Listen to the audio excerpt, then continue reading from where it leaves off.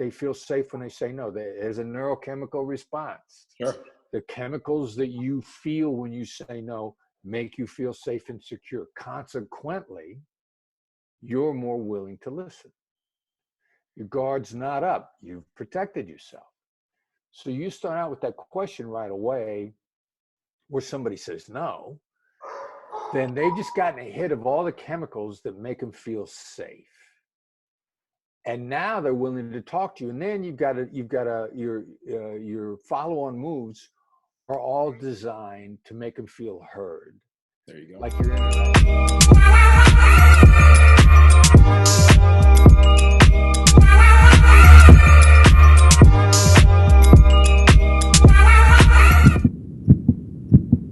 Hello, everybody. This is Alex Vidal. I am president of Related ISG International Realty and host of the show you're watching today, the 101st episode of The Closer Club, with somebody who has made a dramatic impact, not only on my own life, but on my family's life and on my brokerage's life. And anybody who ever watches the show, they've heard of us, Mr. Chris Voss. Chris, thank you for joining us. Thanks, Alex. Happy to be here, man. No, thank you. And I have to give two shout outs. One is to Heather Monahan, who helped make this happen. And also to my very close friend of mine, Brandon Morin, who was the one who in the middle of a CrossFit workout or right after, he's like, by the way, have you read that book, Never Split the Difference? I'm like, no, what's it about? And here we are. So. Very cool. Heather's awesome. I love Heather. She's fantastic. She is. And as I shared it with you off camera, and I'll mention it again, we've shared this with our entire brokerage, my staff, my family, my cousins. My cousin is in the midst of negotiating a consulting contract right now, among everything. And I'm like, do yourself a favor, plow through the book first. I sent them all my notes on it, and he's doing that right now as we record this. So let's get excellent. Chris, you're a former FBI lead hostage negotiator for the FBI. You wrote this amazing book. Tell us a little bit about your path to becoming that lead hostage negotiator. Yeah, well, it was a lot of it had to do with, I was on a SWAT team first, and what I always loved about crisis response, which kind of today we're in the midst of a global crisis, sure. But it required decisions. I've not ever been a big fan of procrastination. What John F. Kennedy called comfortable inaction. So always like stuff that required decisions. Shifted over into hostage negotiation. For preservation of my body, you said you were, CrossFit and things. Yeah. I get a recurring knee injury. I had my knee worked on a couple of times. So, I like crisis response. I like intensity. I like pressure. Got it. So I got into hostage negotiations. That wasn't an easy journey, but I was smart enough to listen to some advice I was given. And then because I had more terrorism experience than any of the other negotiators, international kidnapping is principally against terrorists. And, the stars lined up and I worked a case in the Philippines against terrorists. And when it was all said and done, the story's in the book. The bad guy called the negotiator that I coached, because what I really was an international negotiation coach. Okay.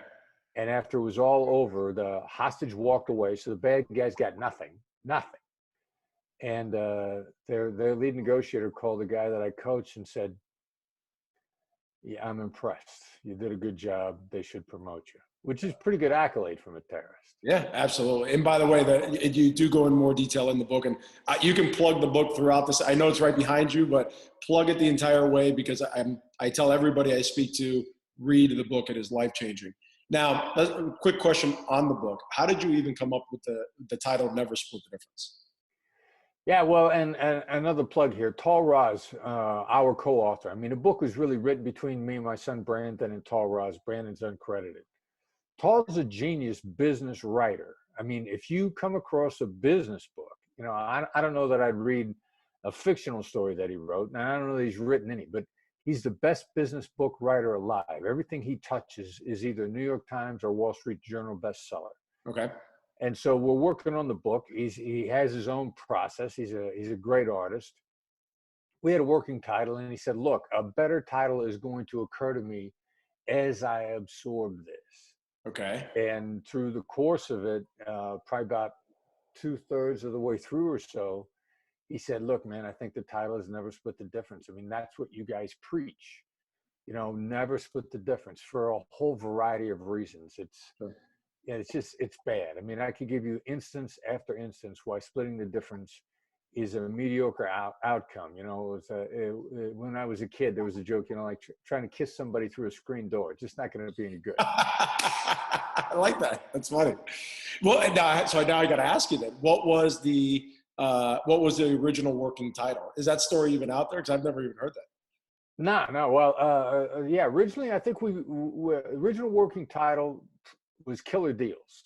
Killer Deals. You know, Killer Deals, and which has its own meaning to the book too, right? So right. I'm going to take my jacket off, Chris. It's warm in my house. I'm going to take my jacket off as we talk. So Killer Deals, but then you had ultimately went with Never Split the Difference. And you guys made the right call. I love Killer Deals, but I think Never Split the Difference is a lot more proper for what the book is about. Yeah, everybody talks about splitting the difference as if that's okay.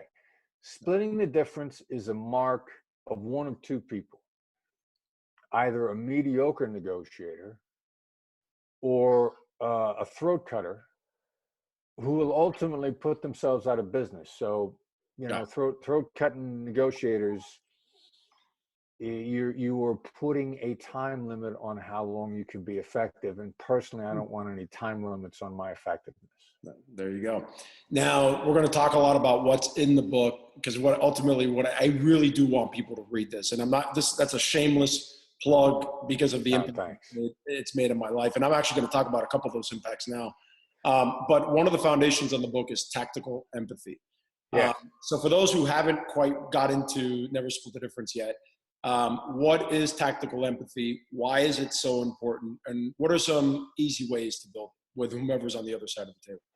Yeah, empathy is vastly misunderstood. Empathy is actually the great mercenary skill, and it's a great missionary skill, which is a test of a negotiation strategy. Both mercenaries and missionaries use it. It's a good strategy. Empathy is about genuinely, completely understanding where the other side's coming from, not agreeing, not sympathizing at all. It's not sympathy. It's not compassion. It happens to be a compassionate thing to do, but it's not compassion. It's just completely understanding and articulating where the other side's coming from. And where the tactical aspect comes in is the most tactically important things to choose to articulate are the negatives, the bad things, the things that they don't like. Don't deny the negatives. Call them out fearlessly. And we know that actually to be true now because neuroscience tells us it's true. Yep. If I want to get you into your best decision-making frame of mind, I don't get there by pitching the advantages, pitching the game. That's a low percentage success rate. It's a success rate, but it's low percentage. Sure. I get you there faster by identifying the negatives and calling them out, which is a diffusing mechanism, which really shifts you from survival mode to success mode. And we're not naturally wired to succeed. We're naturally wired to survive, and that's not the same thing. Got it. Now, one of the biggest surprises in the book, and it's funny because as we shared, I got 3 kids at home doing homework on one side. I put my dogs in the room on the other. And, you could probably see it right there. The pool guy just showed up. So even then, even though the blinds are closed, the dog still barked. I wish people could see this. My wife went running behind the computer to shut the dogs up. You gotta love it. This is the world we're in, right?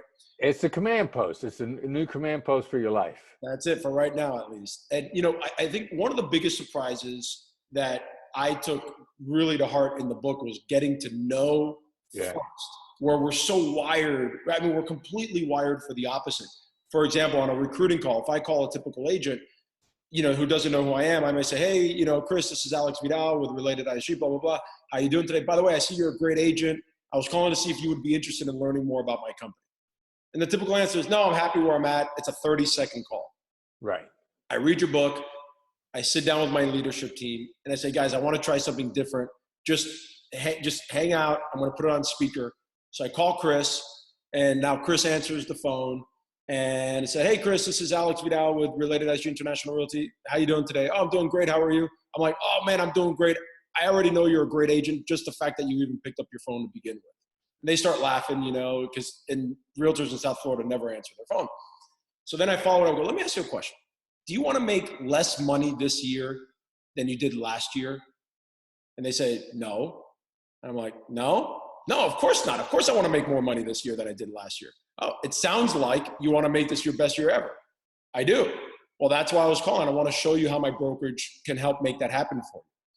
And I got the no right away. And then you got the no out of the way. And then I followed it up with, the mirroring and the labeling and all that.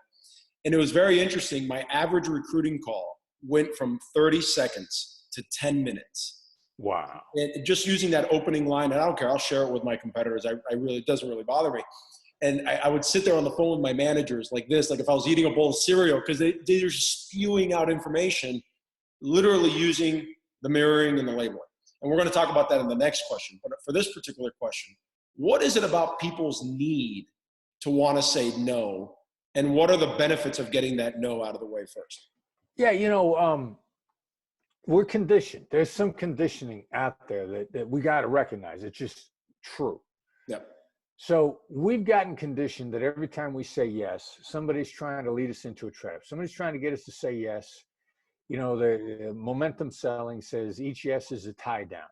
A tie down takes away our autonomy, a basic human driver of what we are as human beings, not what we are as males or females, not what we are as Westerners, as human beings. And this is about human wiring.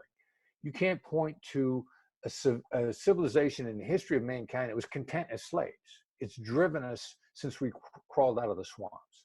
Interesting. So these tie downs take away our autonomy and immediately begin to diminish rapport as we take away somebody's autonomy.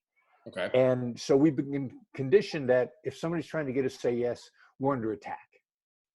Now, what we've also conditioned ourselves is when we say no, we've just protected ourselves. We've just done something to preserve our autonomy. We're safer every time we say no, which is why so many people's default answer is no, right. Not because they thought it through, but they've conditioned themselves, which means they feel safe when they say no. There's a neurochemical response. Sure. The chemicals that you feel when you say no make you feel safe and secure. Consequently, you're more willing to listen. Your guard's not up. You've protected yourself. So you start out with that question right away where somebody says no, then they've just gotten a hit of all the chemicals that make them feel safe. And now they're willing to talk to you. And then your follow-on moves are all designed to make them feel heard. There you go. Like you're interacting with them instead of against them. I mean, it sounds like you like to make more money. That was based on their response. You instantly prepare yourself to go into a collaborative conversation. Again, they're not threatened. They're not being attacked. They're not under siege. And now I'm not the least bit surprised that you're going from 30-second calls to 10-minute calls, because as soon as you preserve the other side's autonomy, now they can talk to you candidly. Plus, you're different than all the other bozos out there that are trying to get them to say yes.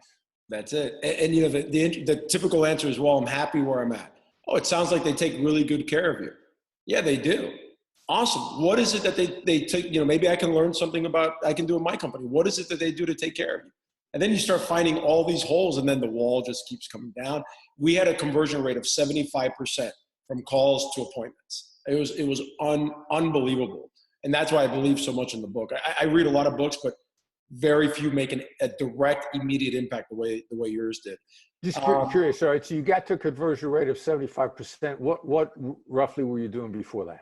Oh, probably we would get maybe one out of maybe every 6, 7, 8 calls. Maybe we'd get an appointment, and then those appointments had to show up. The fact was, not only were we at a 75% conversion rate, but the bond that we had created with those people during that phone call was so good that they actually showed up for the appointment. Versus, I don't even have questions about the yeses, but you talk about in your book the 3 types of yeses that we get, that we typically get. And so by spending 10 minutes on the phone with them, we actually get the approval, action-based yes that moves the ball forward, not just something to get us off the phone. Interesting. Yeah, and here's if I may, there's 2 things I think are important to point out. So first of all, people ask me all the time about how do you feel when the tactics are being used on you? I'm good with it. I'm more interested in the product the other person's delivering. You're delivering a quality product. You're actually putting something on the table with integrity that will help these people give them better lives. You'd be killing yourself otherwise. You might increase if you were a hustler, if it was all smoke and there wasn't anything there, you could get those appointments and then it's going to die immediately there afterwards, because your reputation is now going to spread throughout the industry.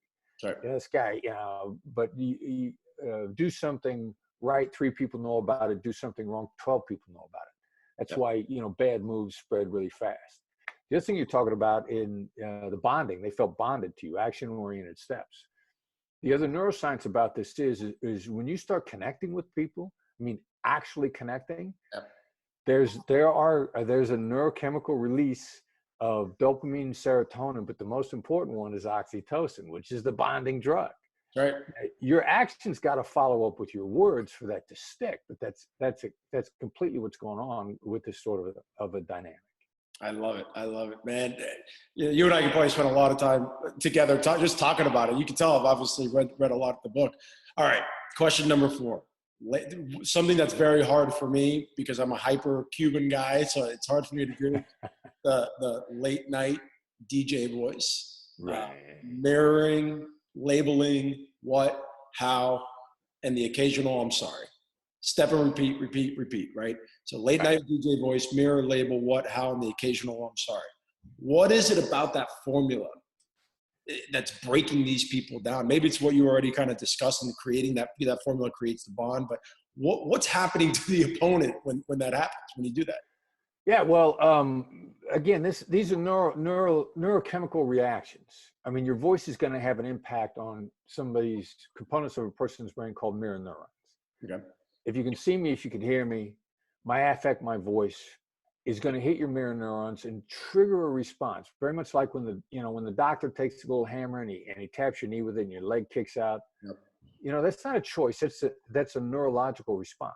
Sure. So the late night FM DJ voice actually triggers a chemical reaction on the other side. It calms them down. It helps them feel more comfortable in dealing 2 things, in the interaction and with you, which work to your advantage. So Chris, the voice impacts them immediately. Got it. And so, a quick question, because this is something that I find. We were originally scheduled to do this in person, but it was actually like in November because you were just so busy. And man, I tried every technique in the book with Danielle, who coordinated this, and she knew where I was coming from. I almost felt bad, like I knew she knew, but up until recently with the pandemic, all of my interviews, with the exception of 3, have been in person. Do you find a difference in connecting with an individual in person? Like if you and I meet in person, I think you would forever remember me. But maybe I'm your 10th Zoom meeting of the day, and you may or may not remember me, right? So do you find a difference in success in negotiation in person versus over the phone? It's only a matter of shifting to the dynamic of the moment. It's very much like, talking through a translator. If you struggle against the process, it's going to wear you out. The phone call is just is a little bit more in the moment. You got to shift a little bit more into what you hear versus what you see. All of your expressions are also mirrored, mimicked, projected. Your physical demeanor also comes out in your voice. If I just slow down enough, I can hear it. And a lot of the negotiation techniques that we're talking about, these were all designed for phone conversations to begin with. Got it. So, it's a matter of going back over the same ground in a different way, just to pick up the information you might have missed otherwise that you would have seen if you were with them. Got it. Now, the next 3 questions they were great because I had to reach out to Brandon and say, dude, I wouldn't even not have known of Chris if it wasn't for you. So I'm going to be your voice for you. What would you ask Chris? And maybe I'll tailor the questions a little bit more to what I'm doing, but he sells elevators for high-rise buildings here in South Florida. So I said to him, I go, dude, you got to give me some questions. I owe it to you, right? So his first question was, what are some techniques to keep a deal alive when it seems to be falling apart? So deal's falling apart, it's blowing up. What are some things that he can do, or even agents that are watching this, realtors that are watching this? What are some things that they can do to like revive the deal? All right, if a deal's falling apart, it's because they're having trouble telling you what's causing it to fall apart. Got it. And, That's a good point. if it was easy for them to tell you what's causing it to fall apart, they would. Which means there's some aspect to this process with you that they don't feel good about, and that clouds their thinking. You know, they're falling into survival mode. They're not into success mode. So how do you break that? How do you bring them back to breaking down the wall? What would you do? All right, an obvious a label is a label of a dynamic. There are things here that don't meet the eye. They're just not meeting the eye. You got to say stuff to them like, you know, it seems like there's something here I'm just not missing. You know, it seems like I'm not paying attention to what's going on here. Now, that's not saying that it's true. It's just saying like that's the way it seems to them. Yeah, you're calling it out. What you're doing is you're saying, hey, something's wrong here. I'm calling it out. You know, give me some information to maybe get back on the same page or something like that. Right. And if what was wrong here, it's either out of their control or they feel you are falling down on the job in some way, or it's probably both. Got it. So you got to be willing to say stuff like, it seemed like I'm falling down on the job here. Because the accusation on it, right? Like, the hey, accusations I'm not doing my job here. If that hit the nail on the head, that'll deactivate the stress and they'll talk to you. Got it. If it doesn't hit the nail on the head, the crazy thing is they get to correct you. And they're going like, no, it's not you. It's, you know, it's my boss is killing me. My wife is killing me. Something on their end is embarrassing. The correction, the feeling of correction is like one of the 7 deadly sins. I mean, it is impossible to resist. Got it. So if you're wrong and they correct you, now you smoke out the information, you find out what's really going on. So be willing to be corrected. As a matter of fact, a lot of times when I really need to know something, I'll label the dynamic improperly because I know you're going to correct me and tell me the truth. Oh, so you almost label, so you do it on purpose. Oh, I like that, Chris. I like that a lot. Let's talk competitors. Realtors like myself and brokerages, we'll find ourselves not only competing on, you know, maybe the sales price that we want to list the property for, maybe it's the commission that they want to pay us, maybe it's the length of the listing agreement. And this comes from Brandon as well, and I just tailored it to us. What happens, or what are some ways that we can do it where we have to also eliminate a competitor? So not only are we negotiating directly with a seller, let's say about price, but we also have to rule out the next broker that's coming behind me, or that was behind me, or is coming next. So we're eliminating price objections, let's say, but also a competitor. How do we do that? Yeah, I mean, actually, this is a simple one, but it's kind of scary. In every negotiation, there's a favorite and a fool. And if you don't know who the fool in the game is, who is it? It's you. So we've got an approach called proof of life of the deal. Am I the favorite or am I the fool? Is there a deal? Is there a deal with me? You know, when I was working kidnappings, I get no shortage of bad guys claiming to have the hostage, presenting themselves, who don't have the hostage. Sometimes, not only do they not have the hostage, there ain't a hostage. There's no shortage of kidnappings, virtual kidnappings that come out of tourist destinations, mostly in Mexico, but not exclusively. Okay. Where somebody runs across a kid's wallet and a kid's phone, and they're like, this kid's out of touch with his parents for the next 12 to 24 hours. I can scare a wire transfer out of them probably in an hour if I convince them I got the kid.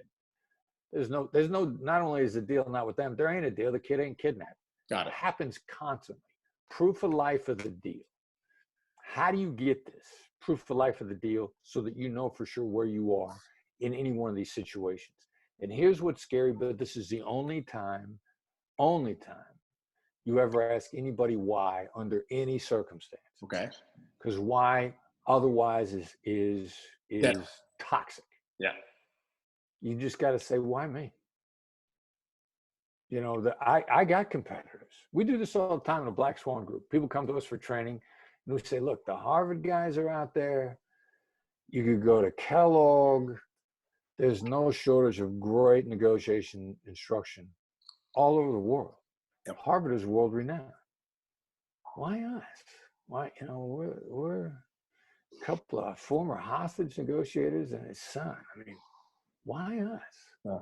And what happens is the other side tells you why, which now tells you that you're the favorite. which now means your competitors are all fools, which also means don't cut your price. There's no reason ever to cut your price, ever. Got it. It might be a reason to adjust your value proposition, what you're delivering. Sure. The other thing too is when you ask a why question, when they tell you why, you get 10 reasons why they should be doing business with you, but you don't know which ones are their top priorities. They will always come at you with their top priorities. Now, what happens if the other two responses are, you tell us, isn't that your job? You've just been told you're the fool. Got it. You are wasting your time. You're there to be the rabbit. You're there to drive down the terms on the favorite. You ain't getting this job. And this is really, people tell you how to work smarter, not harder. This is how you work smarter, not harder. There's an old saying that says it's not a sin to not get the deal. It's a sin to take a long time to not get the deal. Got it. Got it. Fair, very fair. And this is how you get killed, by spinning your wheels on deals you'll never get. That's right. And people need to read the book to understand why never to ask why questions, and all the questions. Really, it should be what and how. And leave Exactly. it. It's funny. It took me probably a good month, and I'm still learning, but it probably took me a good month or 2 months to stop, think about what I was going to ask, and figure out how I was going to reframe the question with a what or a how at the beginning. And I'll share. Right, but you got your reps in, and now you're wired. Now you can do it. Right. And I'll share with you, I don't want to share it on air. I'll share with you how I did a whole game plan on something that we're going through. I'll share it with you off air. I don't want to bring it up. So let's talk about, so you published Never Split the Difference. Now the world's turned upside down because of coronavirus. Right. Have any of your what techniques have you changed or developed further as a result of the coronavirus? Yeah, well, we've made some adjustments in the accusations audit, which overall is the most effective strategy that there is. I mean, it's insane. They're gone is our most active coach, and that's pretty much all he teaches you to do is how to do the accusations audit, how to deactivate the negatives. Got it. We've had to make a couple of just wording adjustments in it, just to make it much more direct. You know, there are times when the other side wants you to be tentative about what you're hearing, or to be inquiring, which is a label is designed to be, it seems, it sounds, it looks. That's relatively tentative. It triggers contemplation with the other side. It draws their thoughts out. There are times when, and that's the way we teach labels, but there are times when the other side wants to know that you know. Okay. And you, instead of saying, look, like, it seems like this has probably got you upset, what seems like you're worried about your future, you got to say, I know you're upset. Got it. I know you're worried about your future. Because the labeling almost would be an insult. Like, it's almost like it's too obvious. You know the world's going through crap right now. Don't say it seems like. I know it's happening, because we're all going through it. It's exactly right. Exactly right. And also part of, you know, an interesting aspect of this is you can't develop a bond by saying to somebody, we're all going through this, like they do on TV. TV is killing us by saying, like, you know, we all feel this. Yeah. And on TV, the person on the other side goes, oh my God, that don't work in real life. Yeah. What works in real life is when somebody says, I know you feel this. And that's when somebody on the other side goes, oh my God, you understand. Got it. So, you know, one of the first moves on this is to shift into I know at the beginning of the conversation, or when your gut instinct says the other side expects me to know. Now, shifting back and forth between that and the basic labels, which you're talking about in your approach, once the conversation is started, now when you're into the dynamic, you got to be prepared to shift back into, all right, so it sounds like you're happy with where you are, or it sounds like you're frustrated with what's going on. That's in the conversation dynamic. And that shift, without, you know, pre-wiring yourself, is a tough shift to make. I guess so, and I guess you would probably use the I know more when you need a personal touch to something versus just a label. Right. And it's almost always at the beginning. Got it. All right, Chris, we wrap up every interview with a same question, but I'm going to answer the question for you almost. A book, podcast, and or TED Talk recommendation for the audience. please plug the book. Please plug your TED Talk as well. All right, yeah, and yeah, I'm going to be self-interested because these are the resources I want you to go to first. Okay. All right, so the masterclass, the real masterclass, the one with Martin Scorsese and Gordon Ramsay and Serena Williams. I got a course on masterclass. It's a shockingly good deal. Like, it is the cheapest instruction, and you buy the masterclass membership and you get everybody. You could buy a membership just to listen to my course, which is the highest active course on the masterclass site. Wow. It was their most viewed course last month. And the other interesting thing about it, because I know the real estate industry skews a little more heavily towards women, the masterclass internal data shows that the women are eating it up faster than the men are. So it's ridiculously proud of how that turned out, how accessible it is, and it's an insane value. If you don't sign up for masterclass, you're not trying to get better. You're just not. Okay. So do the masterclass thing. Buy the book. Buy it on Amazon. It's the best price you're going to get everywhere. And then subscribe to our newsletter. Our newsletter is free. It's a good price. It's designed to be a short, quick, actionable supplement. Comes out every Tuesday morning. Got it. Text to sign up function. Send the words Black Swan Method, those 3 words, lowercase, spaces are fine. Okay. Text to the number 33777. 33777. 33777. You send that text and you get a dialogue box back. Sign up to the newsletter. It is a gateway. We get tons of material. We get a lot of free content.